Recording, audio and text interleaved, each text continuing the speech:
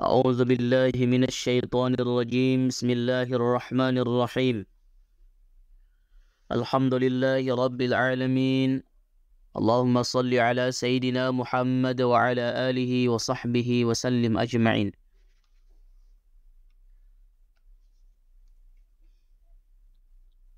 الشيخ العالم العلامة سيد Bakri Syadha Ad-Dimyati menjelaskan dalam kitab I'anatul Talibin tentang hukum seorang muslim yang mengikuti perayaan Natal. Beliau menjelaskan apabila seorang muslim mengikuti perayaan Natal, maka selain berbuat dosa atau maksiat, ia juga harus didera, dita'zir. Wa yu'azziru ayil imamu aw naibuhu li maksiatin la hadda laha wa la kaffarata. Seorang imam atau penguasa yang berkuasa atas hukum atau wakilnya harus mendera lantaran adanya perbuatan maksiat yang tidak terdapat ketentuan hukuman dan denda atasnya. Penguasa hukum harus memberikan denda, hukuman, efek jera kepada pelaku maksiat, pelaku dosa, kejahatan, kriminal, sesuai dengan undang-undang yang berlaku, ketentuan hukum yang ada di wilayah tersebut. Membunuh seseorang misalnya ketentuannya 5 tahun penjara, harus diberikan hukuman 5 tahun penjara. Seorang yang mencuri misalnya di penjara 2 tahun, harus diberikan hukuman penjara 2 tahun. Sesuai dengan undang-undang dan ketentuan hukum. Sawa'un kanat haqqan lillahi ta'ala am lil adami. Baik maksiat terhadap hak Allah atau terhadap hak manusia. Baik yang berhubungan dengan sesama manusia dan juga Allah. Seperti yang disebutkan tadi, yang berkaitan dengan sesama manusia, misalnya mencuri, hukumannya harus diberikan. Mengambil hak-hak orang lain, mencelakai orang lain, harus diberikan hak dan hukuman. Lalu bagaimana, seperti apa contohnya maksiat yang berkaitan dengan hak Allah Subhanahu wa Ta'ala yang dikomentari oleh Syekh Al-Alim Allamah Sayyid Bakri Syadha Ad-Dimyati. Wa qawluhu haqqan lillahi ta'ala ay ka syahadati az-zuri wa muwafaqati al-kuffari fi a'yadihim wa nahwiha. Kata hak Allah, wa qalu hak Allah itu contohnya adalah yakni kasyahadati zuri, seperti kesaksian palsu, dan wa muwafaqati, dan menyetujui, mengikuti kaum kafir pada hari-hari perayaan mereka, pada perayaan hari-hari besar mereka, fi a'yadihim wa nahwiha, dan seumpamanya. Nah, jadi pelaku seperti ini yang berkaitan dengan hak Allah, mengikuti perayaan, mengikuti hari-hari besar, mengikuti acara-acara besar, mengikuti ritual-ritual agama lain, maka penguasa hukum harus memberikan efek jera, mendenda. Di samping berdosa, juga harus diberikan hukuman bagi pelaku yang mengikuti perayaan-perayaan hari-hari besar orang-orang kafir. Seperti yang ada di negara kita misalnya. Nah, hal ini sesuai dengan fatwa Majelis Ulama Indonesia tentang bagaimana konsekuensi mengikuti perayaan Natal, bagaimana konsepnya seorang muslim yang mengikuti perayaan Natal, sesuai dengan keputusan Komisi Fatwa Majelis Ulama Indonesia tentang perayaan Natal bersama.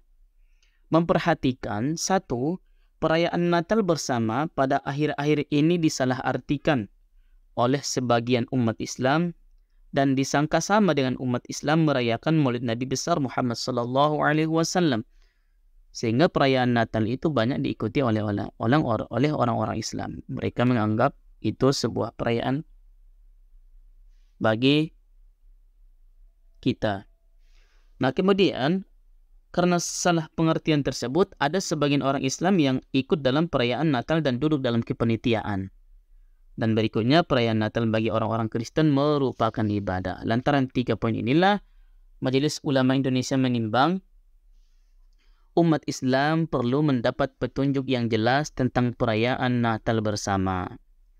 2. Umat Islam agar tidak mencampur adukkan akidah dan ibadahnya dengan akidah dan ibadah agama lain.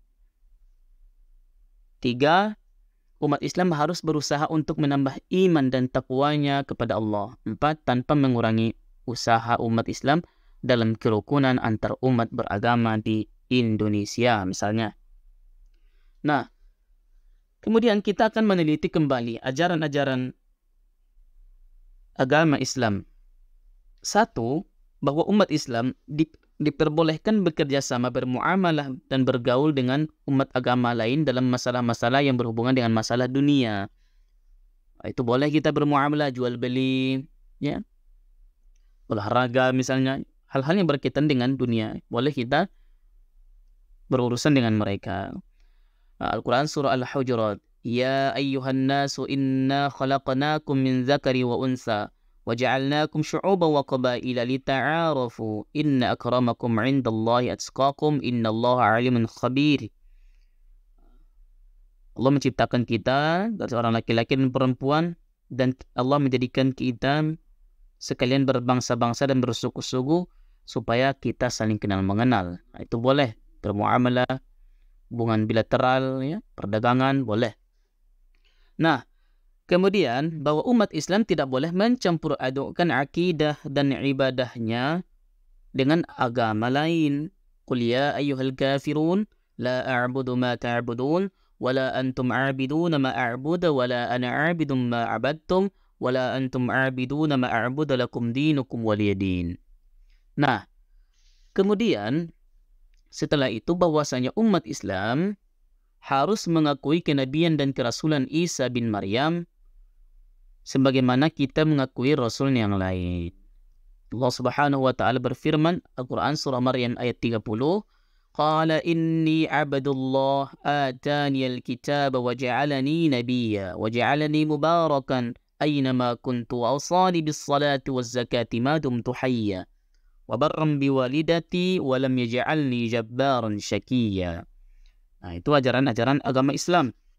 Dan yang paling penting adalah bahwa barang siapa yang berkeyakinan Tuhan itu lebih dari satu, Tuhan itu mempunyai anak, dan Isa Al-Masih itu anak Tuhan, maka orang itu kafir dan musyrik. Surah Al-Ma'idah ayat 72, Laqad kafara alladhina qalu inna allaha huwal masihu ibn Maryam, wa qala al-masihu ya bani Israila, Ya bani Israel a'budullaha rabbi wa rabbakum innahu man yushrik billahi faqad harramallahu alaihi al-jannata wa ma'wahu an-nar wa ma lil-zalimin min ansar. Jadi umat Islam yang mengikuti perayaan Natal itu selain berdosa dan juga harusnya mendapatkan hukuman dari sang penguasa. Karena itu toleransi beragama bukan berarti kita ikut ambil dalam merayakan perayaan agama-agama besar, hari-hari besar mereka selain Islam, tetapi toleransi beragama itu untukmu agamamu dan untuk saya agama saya.